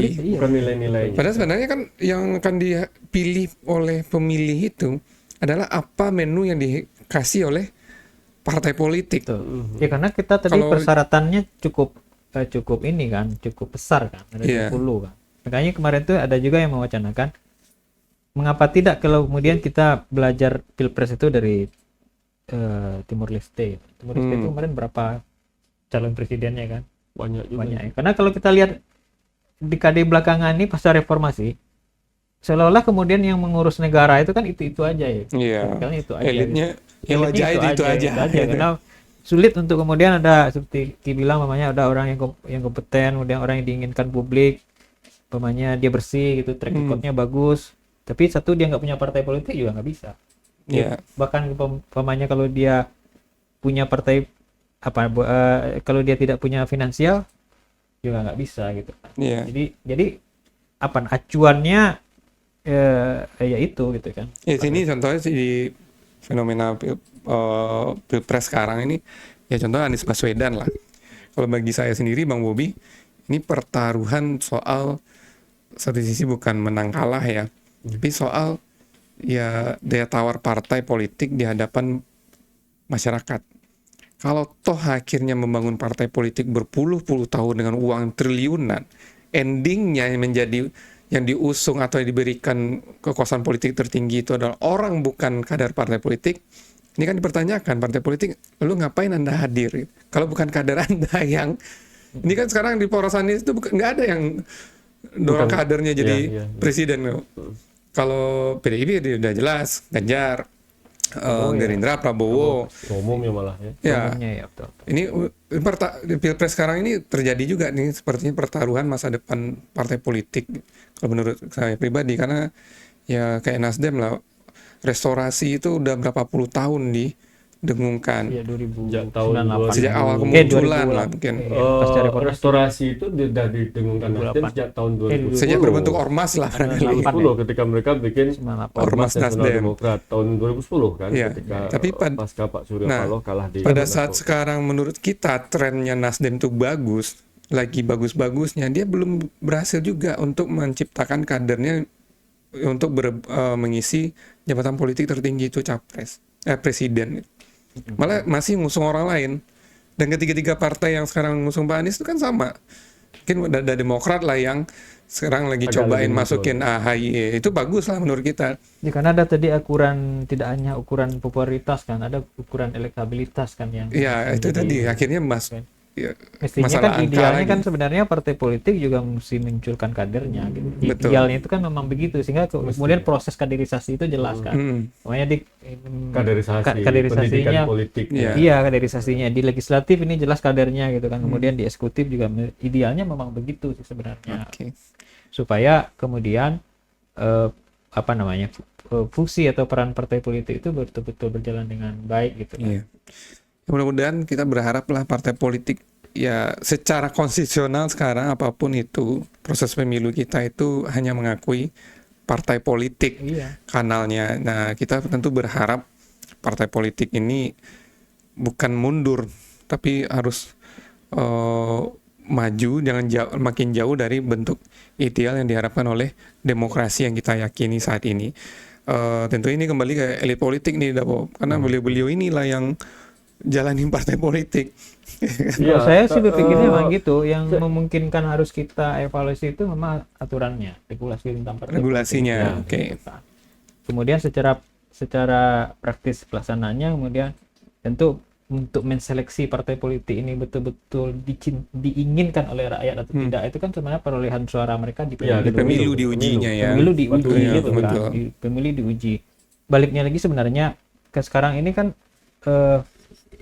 isu politik transaksional gitu kan. Ini kan menguat belakangan ini gitu. Saya pikir mungkin ke depan aturan terhadap tegas terhadap politik transaksional ini juga harus dijalankan dengan baik gitu. Sehingga fungsi pengawasan pemilu oleh badan penyelenggara seperti Bawaslu itu memang harus kuat gitu kan. Sehingga proses merakyat pemanya juga harus diberikan pendidikan politik yang baik gitu. Ini yang nggak berjalan kan. Saya pemanya saya caleg gitu kan. Kemudian saya pengen duduk, makanya Ricky sebagai pemilih saya datang ke Ricky, saya kasih uang. Mestinya Ricky sebagai rakyat juga kemudian bisa melaporkan itu kan tak terjadi di kita. Tapi di data survei kami terakhir ini miris juga nih. Nanti boleh kita bahas juga. Jadi Di Sumatera Barat ini pemilih yang menolak money politik itu cuma 15%, Bang. Makanya jadi kenapa? Karena begitu. Karena tadi pendidikan politik itu nggak berjalan. Begitu ya. Makanya kemudian akhirnya apa yang terjadi? Kalau budaya politik itu kan ada yang dua ya, tiga ya, partisipan. Artinya orang memilih betul-betul melihat ini dia milih itu rasional. Dia dilihat track record. Kemudian ada yang ke umum itu kan budaya politik yang parokial, itu orang milih karena uang. Orang milih karena ini iming-iming. Ini yang terjadi. Maka banyak hal sebenarnya kalau kemudian kita berbicara mengevaluasi demokrasi kita berkualitas. Makanya mungkin termasuk juga tadi secara teknis memangnya ambang batas. Saya sepakat sebenarnya ambang batas itu mesti ditingkatkan. Makanya mungkin ada politisi kita supaya betul-betul terleksi partai politiknya. Cenderung misalnya bicaranya satu soal setuju dengan ambang batas, tapi kemudian pendidikan pada masyarakat untuk menolak politik transaksional tadi itu. Tapi intinya begini, kita kembalilah ke soal bahwa partai politik ini kan instrumen resmi yang mestinya punya tanggung jawab juga untuk mencerdaskan masyarakat. Iya betul. Itu yang sebenarnya ada tanggung jawab moral. Ada tanggung jawab moral untuk mencerdaskan. Di undang-undang juga disebutkan tujuan partai politik itu bukan pendidikan politik. Ada di pembukaan Undang-Undang Dasar 45 tujuan pendidikan partai politik. Itulah tadi yang kemudian saya agak benar kata Musbi tadi, pulang kampung minggu kemarin caleg orang ini fotonya pakai baju warna apalah gitu kan. Sekarang berubah gitu kan. Mudah saja kan orang pindah-pindah partai politik seperti itu, sehingga kemudian saya jadi bertanya juga, ini orang memang pingin dari hati kecilnya untuk berbuat pada masyarakat, untuk menjadi caleg, untuk menjadi anggota legislatif kah, yang berbuat banyak untuk masyarakat di daerah pemilihannya, atau ya mohon maaf partainya yang kerjaan. Kalau kerjaan ini hari ini kita lihat bahwa ini punya pengalaman. Saya punya pengalaman tahun 2009 ada seorang teman, dia kuliah di Jogja, selesai wisuda, masih berusaha cari pekerjaan di Jogja, disuruh bapaknya pulang jadi caleg dan terpilih. Ya kan? Hanya bermodalkan basis sosial bapaknya. Basis bapaknya kebetulan seorang mantan pejabat di kabupaten tersebut gitu kan gitu. Lalu kemudian dengan kerja bapaknya dia jadi anggota DPR. 2014 dia nggak terpilih lagi. Karena dari awal memang ini orang tidak mengerti tentang apa itu legislasi, apa itu kontrol, apa itu budgeting, dia tidak punya pemahaman itu juga, tidak mengerti juga tentang politik, bagaimana suasana di dalam internal partai politik, di pertarungan ide, gagasan itu dia nggak ngerti sama sekali. Lalu kemudian masuk ke DPR tidak pandai juga menjadi anggota DPR. Kita jujur aja lah, saya 10 tahun bekerja di asosiasi DPRD Kabupaten ya gitu kan gitu. Mungkin hanya 10-15% lah anggota DPRD Kabupaten ya, khususnya ya karena saya berada di atas waktu itu, yang betul-betul bisa bekerja dan mau bekerja, mau belajar juga bagaimana menjadi anggota legislatif yang semestinya. Sisanya, maaf, dapilnya hari ini saja saya kritik teman-teman DPRD misalnya gitu kan gitu. Dapilnya di kecamatan, di 2 atau 3 kecamatan ini, ya kan gitu. Tapi dia lebih banyak berada di Jakarta. Kunker ke sana, konsultasi ke situ. Saya pernah bilang ke Pak Cahyo Bang Doni Monek juga waktu dia jadi Dirjen Oda waktu itu. Yang harus dirubah itu di Permendagri-nya itu adalah kata dapat dilakukan sebanyak-banyaknya itu. Jadi kan ada di Permendagri itu bahwa bimbingan teknis bagi anggota DPRD, konsultasi ke kementerian bagi anggota DPRD dapat dilakukan sebanyak-banyaknya. Enggak seperti itu. Karena dapat dilakukan sebanyak-banyaknya, mereka ambil yang banyak-banyak kan. Ricky bisa bayangkan tiket pesawat itu kalau kita terbang ke Jakarta isinya siapa? Anggota DPRD. Kalau yang ini Kita setiap flight pasti ketemu anggota DPRD. Pasti ketemu anggota DPRD. kalau Sehingga mana dia bekerja maskapainya untuk plat dapil, merah ya? ya. Nah, balik tadi bahwa menjadi anggota DPRD itu, menjadi anggota legislatif itu, bermula dari masuk partai politik, lalu kemudian jadi anggota legislatif itu tidak ditanamkan ke dirinya bahwa ini ladang pengabdian. Kalau saya Ini usul ladang pengabdian kepada masyarakat, tapi justru menjadi betul. Jadi banyak lapangan sih pekerjaan kan. orientasinya bisa lapangan pekerjaan. Kalau beberapa teman-teman kita yang pengusaha masuk ke politik sebenarnya ada yang alasannya memperkuat bisnis kan, ada yang begitu kan. Makanya saran saya sebenarnya Polstra setelah DCS kan nanti diumumkan nih. Mungkin bisa melakukan survei orientasi orang masuk ke legislatif ini apa sebenarnya. Mungkin bisa saja yang akan ketemu tadi dari lapangan pekerjaan, kemudian memperkuat Minimal bisnis. Ya kan ya begitu kan, karena apalagi atau iseng-iseng berhadiah aja juga. atau seberapa persen sebenarnya kemudian betul-betul umpamanya ada keyakinan dan nilai yang dia betul-betul bawa. Ada nilai-nilai yang dia bawa. Benar. mengabdi gitu kan, nilai Kadang-kadang yang berduit ini kadang-kadang kita pikir ngapain juga. duit udah banyak ngapain. Ternyata ada motifnya dituahkan ini. Kalau datang Pak Dewan. Betul. Atau kemudian ada yang orientasinya Kamu Pak Dewan, itu kan udah happy kan digituin orang kan. Ada yang masuk ke sistem itu jadi legislatif atau kemudian eksekutif supaya bisnisnya makin kuat. Saya kritik Karena yang lah. begitu orientasinya begitu. Beberapa teman-teman DPRD kabupaten dan kota ya gitu kan kita. Saya pernah bilang ke mereka itu, Bapak itu posisinya sejajar loh dengan kepala daerah itu. Yang DPRD. Secara karena mitra kan gitu. Tapi ada bahkan, ya saya nggak sebutin lah ya, teman-teman anggota DPRD bahkan ketua DPRD itu justru berjalan di belakang wali kota, terkesan menjadi anak buahnya wali kota, anak buahnya kepala daerah, anak buahnya bupati, anak buahnya gubernur. Gitu. Karena dia harusnya melakukan pengawasan. Padahal mestinya kontrol watch-nya. Dia itu satu. Tapi dalam performanya saja, gitu kan, gitu. Dalam performanya, dalam berjalan di belakang kepala daerah itu seolah-olah, padahal kan dia harusnya mesti gagah di samping kepala daerah itu, ya kan? Karena orang dia bisa jewer kepala daerah kok. Kalau di rapat kan aja. Fungsi DPRD itu kan itu. Kalau di rapat dia manggil saudara wali kota kan. Mestinya saudara wali kota. Saudara wali kota. Bukan bapak wali kota kan. Saudara presiden kalau. Saudara presiden tuh misalnya. Nah, itu yang terjadi saya lihat di beberapa daerah, tidak hanya di Sumatera Barat tapi juga daerah lain. Kepala pimpinan-pimpinan DPRD atau anggota DPRD itu justru terlihat kuncung ketika bertemu dengan aparat kelompok eksekutif. Kadang-kadang kalau kita tanya hal demikian, alasannya adalah stabilitas politik. Harmonisasi. Iya, tapi seperti itu cara berpikir yang harus kita rubah ya, bahwa fungsi ketika kita menjadi anggota legislatif itu, sepanjang kita menjalankan tugas kedewanan kita memiliki hak imunitas. Ya, betul. Lain soal dia kemudian melakukan hal yang di luar tugas kedewanan. Ketika dia mengkritik pemerintah bahwa ini nggak benar, ini pasti ada indikasi dan korupsi, biasanya bikin dugaan-dugaannya, ada indikasi-indikasi yang disampaikan, dia dilindungi undang-undang. Dia punya hak imunitas di situ. Cuma persoalannya kan bukan masalah pelindungan, Bang Bobi, ini balik lagi. Seperti DPR atau DPR itu kan institusi politik. Dan di sana ya lagi-lagi ya soal yang susahnya itu kadang-kadang politik kadang-kadang gini Pak Musbi, anggota DPRD ya kan, walaupun dia kemudian jadi pimpinan DPRD, ketua partainya justru eksekutif. Nah itu betul. Nah, ya.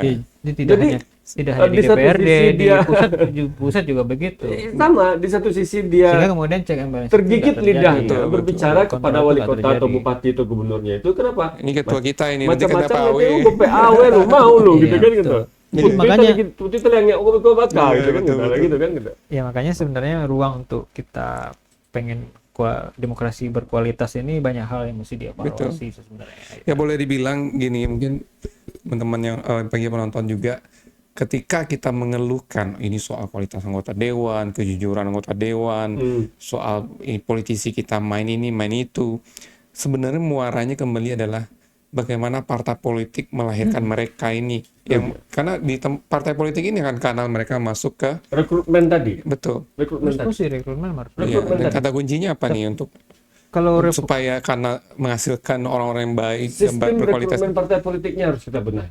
sistem. Pendirian partai politik mesti diperketat.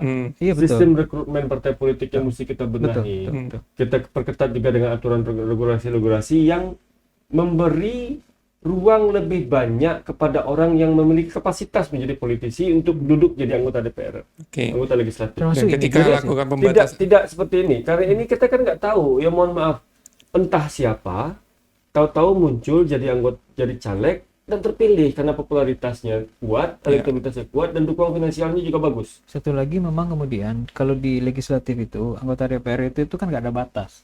ya Kalau presiden kan 2 periode, bupati Iya. 2 periode gitu bisa kan. 4 periode pun bisa. Masih bisa 4 periode, ada yang sampai 5 periode. Ada partai yang membatasi itu, ada PAN membatasi itu. Saya Iya, puji artinya PAN, itu ya. itu kan hanya aturan dari partai. Aturan Maksudnya dari- undang-undang Oh, iya, mempertegas itu, sehingga proses kaderisasi juga berjalan dengan baik Betul. gitu. Betul. Orang mengapa kemudian tidak mau masuk ke partai politik tertentu atau mungkin dia kader tidak mau ikut menjadi peserta kontestasi karena dilihatnya di situ. Oh, ini Incumbent Melawan iya, incumbent iya, kok, jalan, tapi nggak meluap mah. mungkin, gitu. iya. Nggak, bahkan terjadi itu partai yang mengklaim sebagai partai kader pun begitu. Ketika pamannya dia masih maju, gua nggak maju gitu.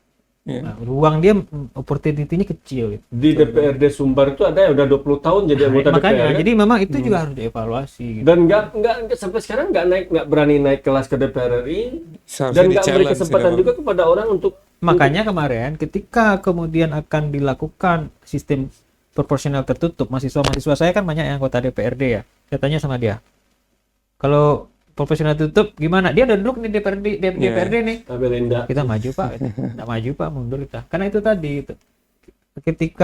Ketika masih tidak ada batasan anggota legislatif, kalau partai tentu ada, bisa saja ada partai yang hanya Hanya dua, partai ya, politik, Iya. tapi di undang-undang di kan undang-undang nggak ada gitu. Betul, betul. Ya, itu yang juga membuat orang kemudian malasnya jadi ikut gitu kan. Iya.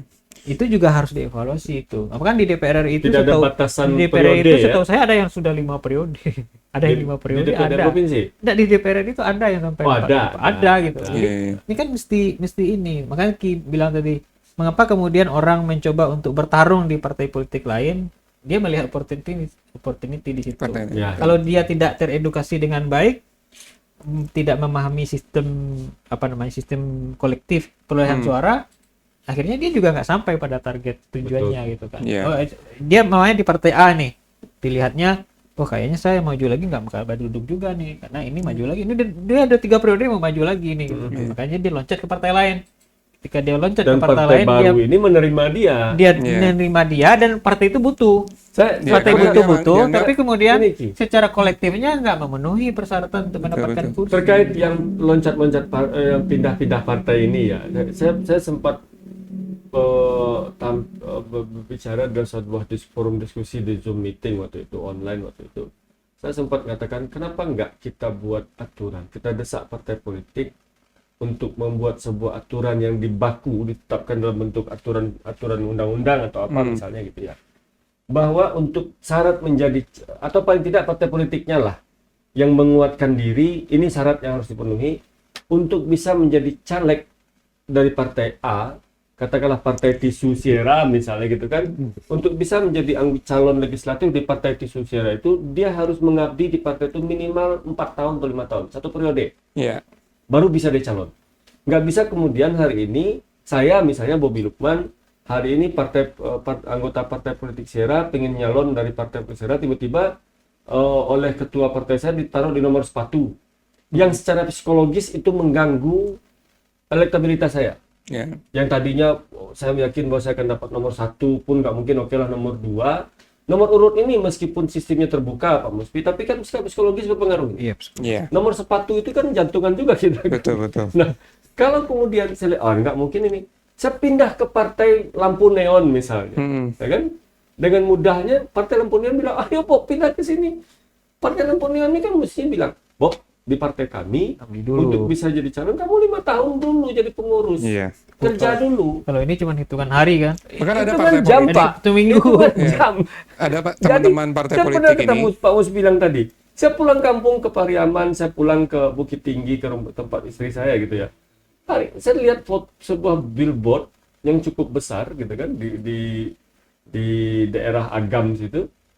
Kemarin ini udah ganti baju aja nih orang jadi caleg ini, kapan? Saya tanya ke teman-teman, kok pindah?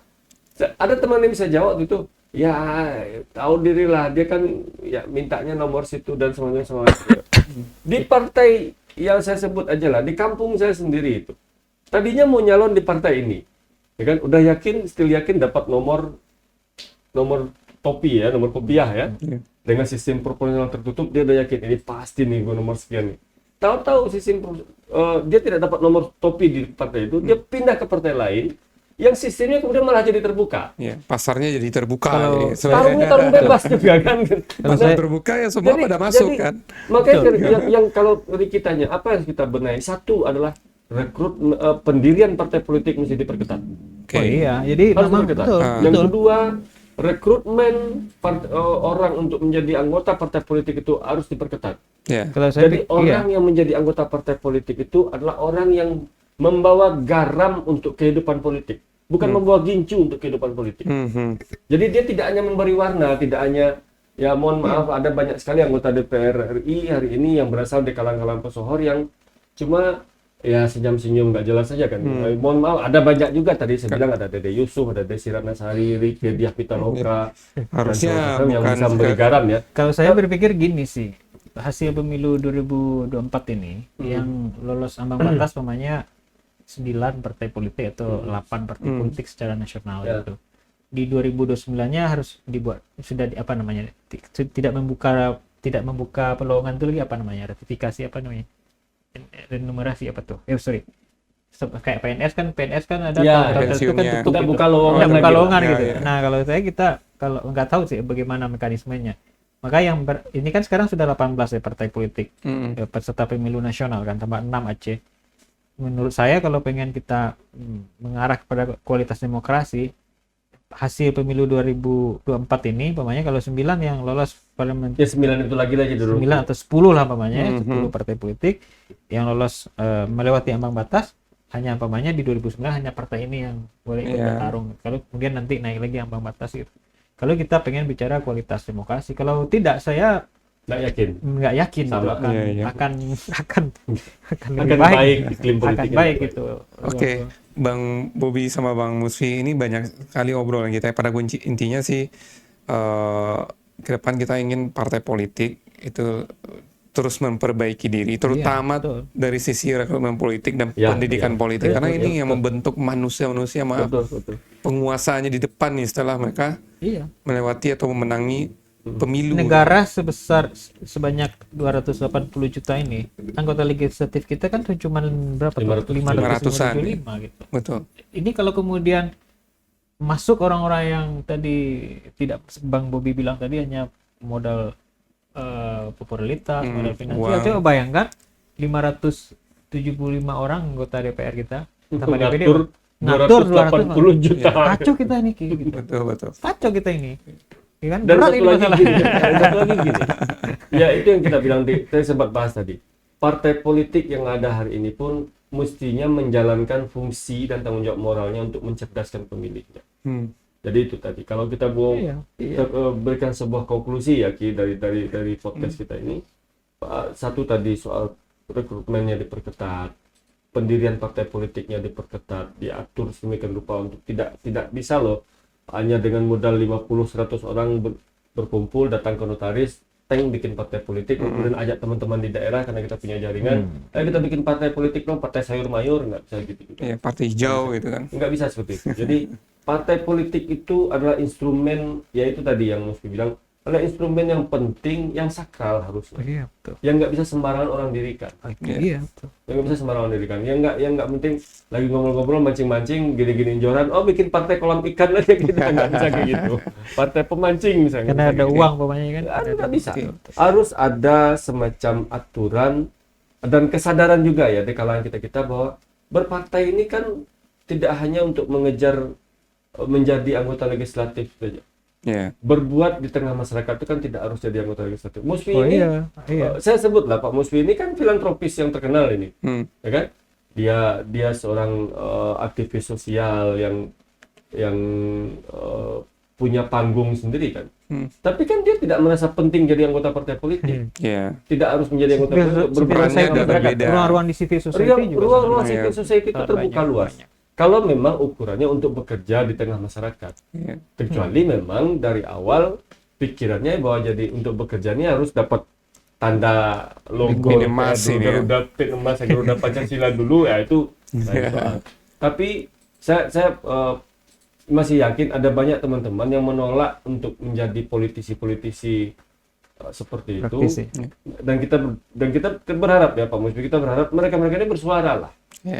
Dan masyarakat juga diberitahu bahwa pilihlah politisi calon anggota legislatif yang benar-benar mampu bekerja berbuat nyata untuk masyarakat, bukan cuma sekedar ya mohon maaf kayak saya bilang narsisan. Ya kalau kita lihat sekarang ini ya saya bilang tadi tidak ada muncul kan, walaupun dia di legislatif yang ya kan kita lihat hampir kita tidak menemukan instrumen media luar ruangan atau media sosial ini caleg-caleg yang membawa gagasan gitu.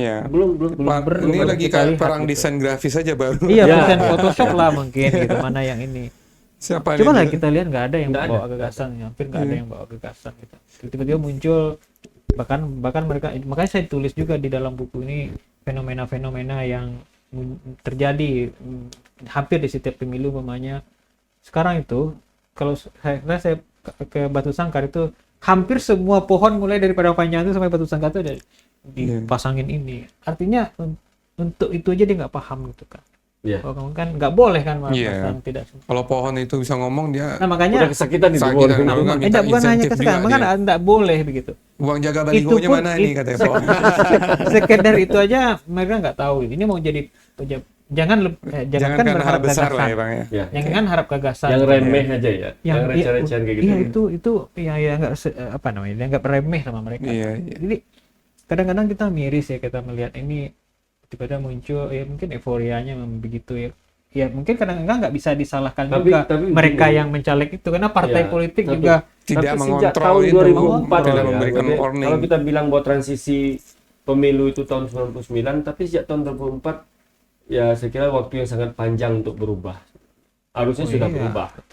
2004, 2009. Sejak pemilihan. Ya pengalaman pemilu kita udah cukup panjang dan kita sudah. Orde Baru aja menggelar pemilu 72, 77, 82, 87, kali uji berbagai sistem lah. 97 kan 6 kali pemilu. Kita 2099, 2004, 2009, 2014, 2019, 2024 6 kali. Masa kualitas kita ya mohon maaf gitu kan, kualitas demokrasi kita, kualitas demokrasi tapi kan juga nggak masih menjadi perdebatan lah ya. Tapi kualitas penyelenggaraan pemilu kita masih masih belum betul. Ya kalau istilahnya kita nggak berangsur diharapkan gitu. Nggak berangsur ya. Nggak berangsur gitu kan. Oke, ada Bobby, Bang Musfi. Tapi kita insya Allah mudah-mudahan kita masih ada kesempatan lagi. Ini kan fasenya partai politik lagi persiapan DCT nih di bulan November kalau nggak salah tahapannya pengumuman DCT. Agustus ini udah pengumuman DCS. Agustus ini DCT. Artinya DCS ya. Ada ruang bagi partai politik. Perbaikan. Ada ruang bagi partai politik untuk memastikan kembali orang-orang yang akan mereka calonkan akan dihadapkan ke publik untuk dipilih. Ya catatan kita berharap jangan hanya soal bagaimana orang ini populer, uangnya banyak, tapi bagaimana segi kualitasnya juga Ibaratnya itu diisi, kan? kalau tukang hidang, ya partai politik itu tukang hidang, hidangkanlah makanan yang lezat dan bergizi pada masyarakat. Ya, Bukan makanan yang jeroan aja isi jeroannya semua. nanti ya. kolesterol itu. Jangan. Ya, Ayolah, makanya partai mungkin politik. kita rekom juga sama Polstra nih untuk melakukan survei ini terhadap kualitas bakal caleg ini kan, caleg Iya. sementara Ya, ini ya, gitu ya. kan. Oke. Setidaknya mungkin kita bisa Menilai dari situ. menggalinya orientasinya apa, kemudian mod kapasitas kapasitas atau integritasnya seperti apa. Dan agak fakta yang agak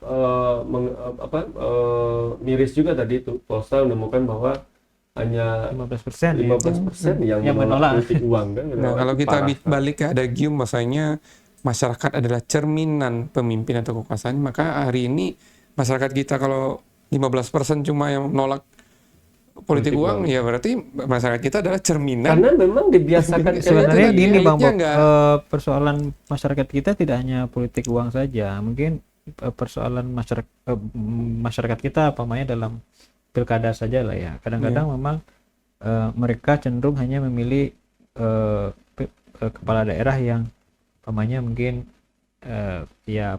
dianggap lebih dekat ke publik gitu Iya. kan, ya. atau kemudian sering berkunjung gitu kan.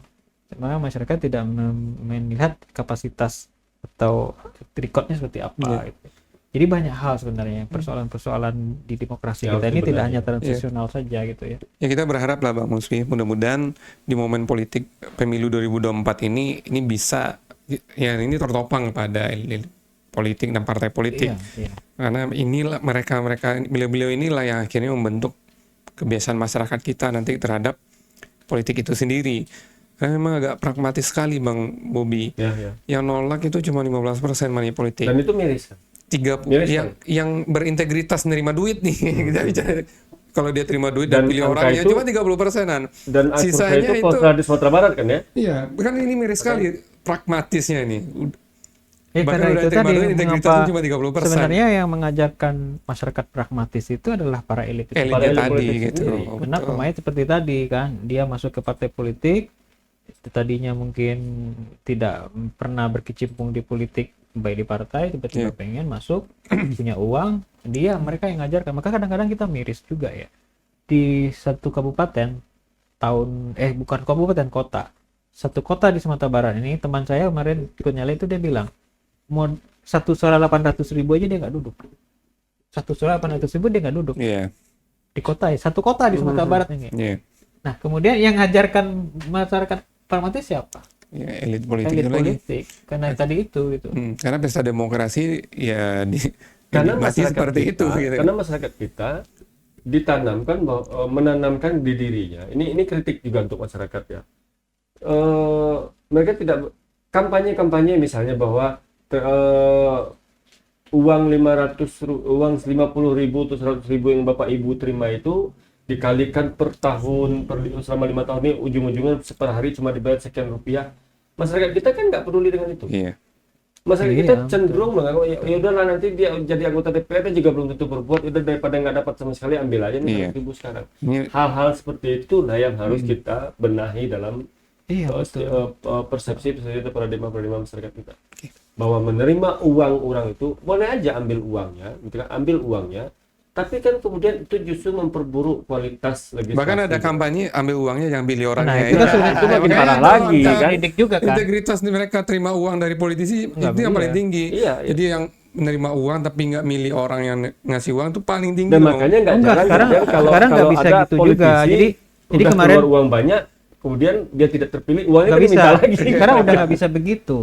Jadi makin canggih dia. Kemarin saya diundang salah satu partai politik sebagai akademisi melakukan fit and proper test terhadap bakal calegnya di partai itu. Kemudian dia bercerita, Pak, sekarang ini sudah nggak bisa orang kalau pilih uang saya dia nggak pilih saya. Ada instrumen yang digunakan untuk memantau orang yang terima uang itu. Oh iya. Oh, iya. Canggih sekarang. Jadi Iya. dia kasih uang, saya Udah caleg, pilih saya ini. nyalek nih.